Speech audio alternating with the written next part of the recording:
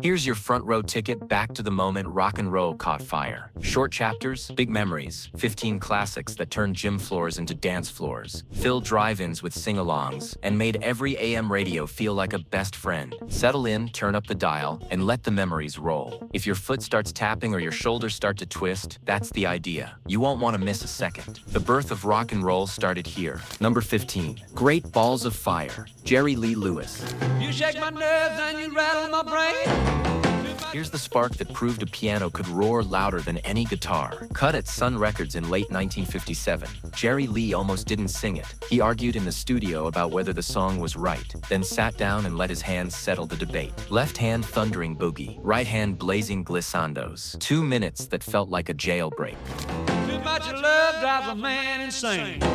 Written by Otis Blackwell with Jack Hammer, it raced from Memphis to every sock hop and drive-in. On the charts, it blasted to number 2 on the Billboard pop list, hit number 1 country, and stormed overseas as well. He even performed it in the teen film Jamboree, turning a movie cameo into a nationwide commercial for rock and roll. The title? An old Southern exclamation, perfect for a record that sounded like sparks hitting dry timber. You broke my will, but what a thrill. If you ever dropped a nickel in a jukebox and heard this intro, you remember the room changed. And so did popular music. Number 14. Twist and Shout, The Beatles.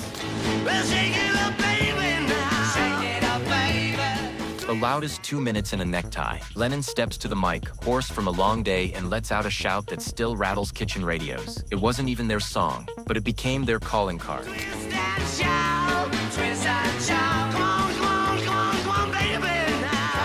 Written by Burt Burns and Phil Medley, first cut by the Top Notes, then made famous by the Isley Brothers. The Beatles road-tested it in sweaty club nights, then saved it for last on February 11, 1963. After nearly 10 hours in the studio, George Martin hit record. One blistering take, second try. Lennon's voice was gone. The keeper is the first. Get on out, well, work it on out, honey. Released in the US on Tolly in '64, it rocketed to number 2 on Billboard, held off only by the Beatles with Can't Buy Me Love. On April 4th, 1964, they owned the entire top 5 with Twist and Shout sitting right there. For many of us, this is the sound of a gym floor, a transistor radio, and pure joy you can still dance to. Number 13, Wooly Bully, Sam the Sham and the Pharaoh. Here's a fun twist. Billboard named it the number 1 single of 1965, even though it never hit number 1 during the year. That's how often America spun it. A Texas bar band with Egyptian costumes and a barroom organ made this 2-minute stomp irresistible. Leader Domingo Sam Samudio called himself the Sham, the class clown up front, and it fit. Cut for MGM in early '65. The track rides a pounding 12-bar groove and that famous count-off uno, dos, 1, 2, tres, cuatro. The words are playful. Maddie told Hattie with a wink to the cool kids, "Let's not be L7, meaning don't be square. Make an L and a 7 with your fingers. You'll see a box." On the charts, it peaked at number 2 but sold in the millions and filled dance floors, from VFW halls to high school gyms. The organ hits, the hand claps start, and suddenly you're back in a warm parking lot with the car radio up, simple, loud, and impossible to sit still. Number 12, Under the Boardwalk, The Drifters. When the sun beats down and burns the tar up on the roof. The sound of summer pressed to vinyl. But here's the twist. This wasn't the voice they planned. The night before the 1964 session, lead singer Rudy Lewis passed unexpectedly. The group came in anyway. Johnny Moore stepped to the mic. One take that felt like sunlight on weathered planks. Written by Kenny Young and Arthur Resnick, cut in New York for Atlantic, it's all small details. That gentle shuffle, the guitar like a sea breeze, background voices answering on a blanket with my baby. You can almost smell the salt, the tar on the boards, and the cotton candy from the arcade. Not Benny King this time. Moore gave the Drifters a new face and a steady hand when they needed it most. On a blanket with my baby is where I'll be. Released in June '64, it sailed to number 4 on the Billboard Hot 100 and became a boardwalk anthem from Coney Island to Atlantic City. Close your eyes, you're back with a transistor radio, sand in your shoes, and the whole afternoon ahead. Number 11, Duke of Earl, Gene Chandler. Duke of Earl, Duke of Earl. The classroom vocal warm-up turned into a royal anthem. The chant started as do-do-do in a Chicago rehearsal. Someone joked it sounded like Duke, and a legend was born. I walk through this world. Recorded in 1961 with Chandler's group The Dukes, the song was shaped by songwriter Bernice Williams with bandmate Earl Edwards. Yes, that's where Earl comes from. The label chose to release it as Gene Chandler's solo debut on VJ, and he leaned into the title tuxedo, cape, top hat, even a monocle. When he strode on stage, it felt like a coronation at the local armory. That pounding beat, hand claps, and the bass voices answering every line, pure doo-wop theater you could hear from the back row of a gym. Nothing can stop the Duke of Earl. In early 1962, it ruled both Billboard's pop and R&B charts, selling over 1 million and earning gold. More than a hit, it became a pep talk set to rhythm. Nothing can stop you, says the Duke. Perfect for a world discovering rock and roll swagger. Number 10, Sherry, The Four Seasons. A kitchen table song that crowned a brand new sound. In 1962, songwriter Bob Gaudio sketched this one in a quick burst, then handed it to producer Bob Crew in a lean Jersey vocal group with sharp suits and sharper harmonies. Frankie Valli stepped up, aimed for the rafters, and proved a falsetto could lead a full-on pop attack. That opening Sherry, Sherry Baby was like a porch light flicking on across America.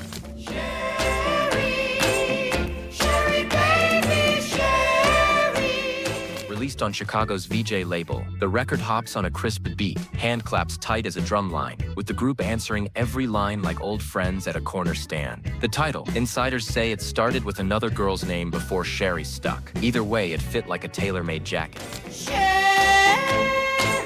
can you come out tonight?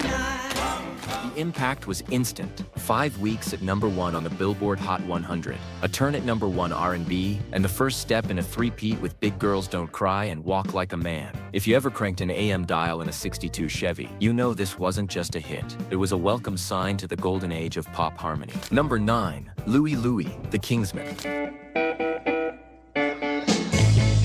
3 chords, 1 shout, and a microphone hung too high. In 1963, a Portland teen band crowded into a small studio and blasted through Richard Berry's Barroom Shuffle. Jackie Lee had to tilt his head and yell the words. The result, gritty, messy, and perfect. It sounded like Friday night in every rec room in America.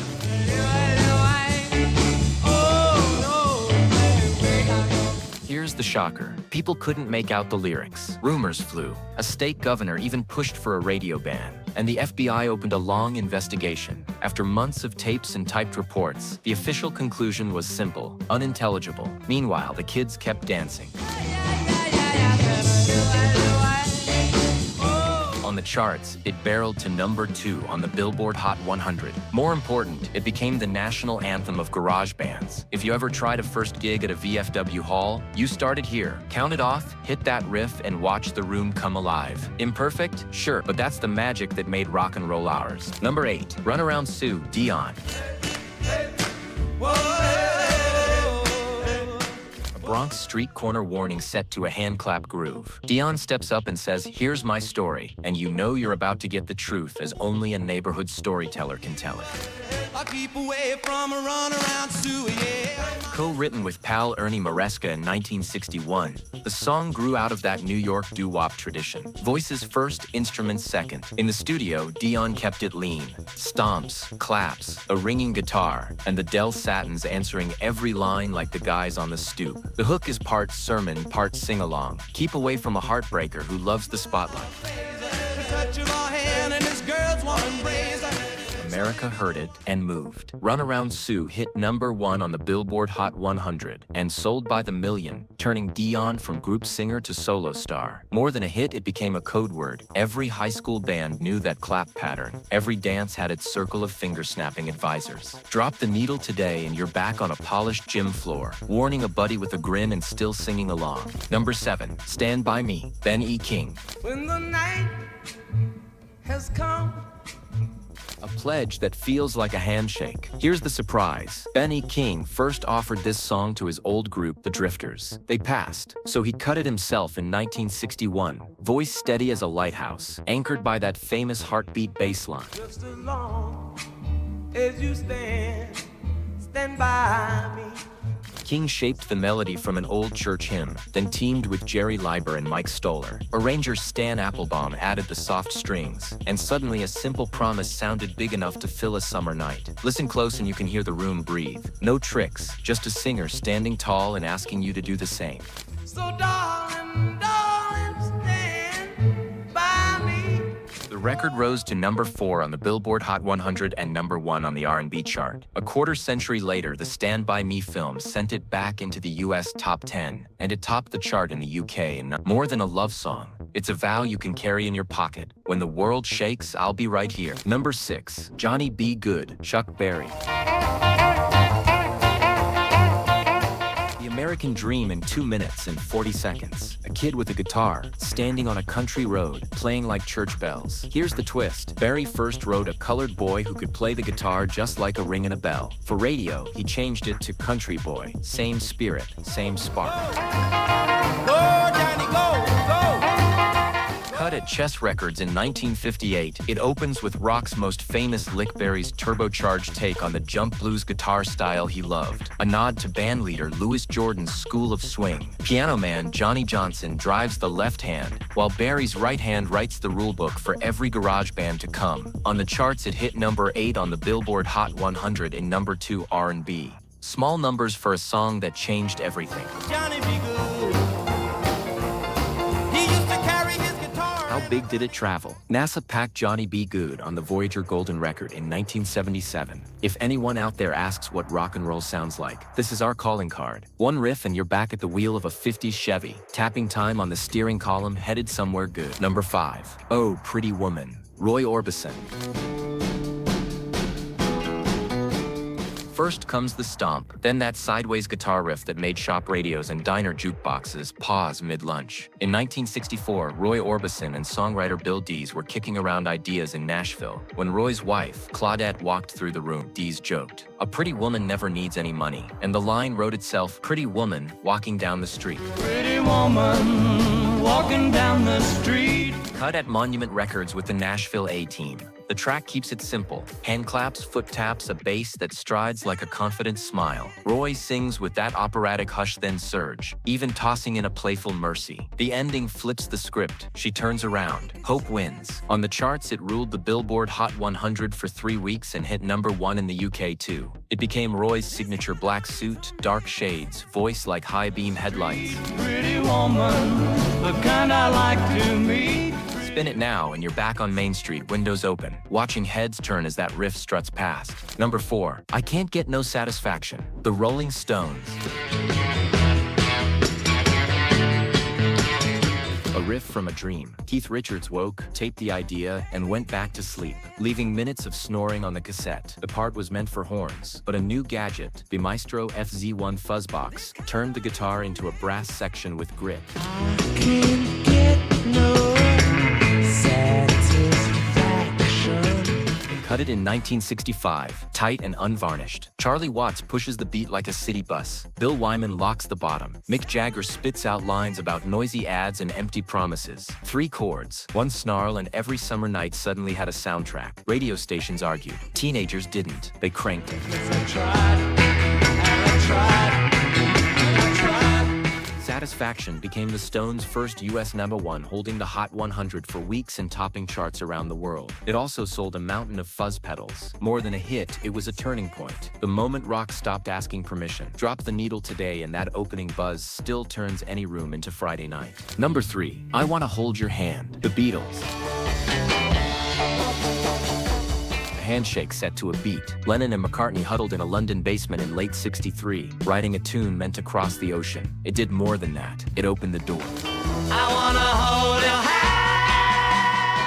Recorded at Abbey Road, it was one of their first sessions on 4-track, which let those hand claps and harmonies snap like a marching band. Capitol finally got behind them in the States, and the single flew off counters before most of us could get to the record shop. A week later, they were on every radio and soon on every TV. The Ed Sullivan Show turned Sunday night into a national block party. Oh, please, say to me. The result, the Beatles' first US #1 and the spark of full-on Beatlemania. Short, bright, and confident, like a smile from across the room. Put it on now and you're back at the kitchen table with a transistor radio, turning the dial just to hear that opening chord ring like a bell. Number 2, Jailhouse Rock, Elvis Presley. The moment rock and roll learned to dance on film. Written by Jerry Leiber and Mike Stoller for Elvis's 1957 movie, it was cut at radio recorders in Hollywood, with Scotty Moore, Bill Black, DJ Fontana, and the Jordanaires. Tight band, big swing.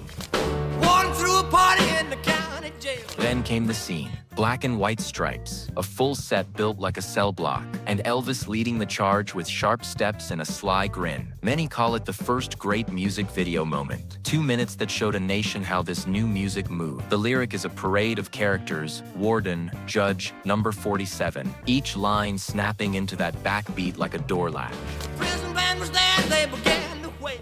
On the charts, it hit #1 across pop and beyond, and for generations, Jailhouse Rock became the go-to proof that the king could command a room without saying much at all. Cue it up today and you can almost feel the theater seats tilt forward as that riff kicks in. Number 1, The Twist, Chubby Checker. Come on, baby. A dance so simple your grandparents could do it, and they did. Originally a Hank Ballard tune, it found its perfect messenger in a young Philadelphia singer named Ernest Evans. With a nickname that nodded to Fats Domino, Chubby Checker stepped to the mic at Cameo Parkway in 1960 and cut history. Let's do the twist. Dick Clark spun it on American Bandstand. Living rooms turned into dance floors, and suddenly the whole country was swiveling like bottle caps. Nightclubs joined in. Remember the Peppermint Lounge? And the dance crossed every line, age, region, and weekday. Here's the record book note no one else has. The Twist is the only single to hit #1 on the Billboard Hot 100, twice first in 1960 and again in 1962. Come on, baby. Let's do the twist. More than a hit, it was a handshake between generations. No fancy steps, no partner tricks, just you, the beat, and a smile. Put it on now and the room still brightens. Proof that rock and roll began as a good time everyone could share.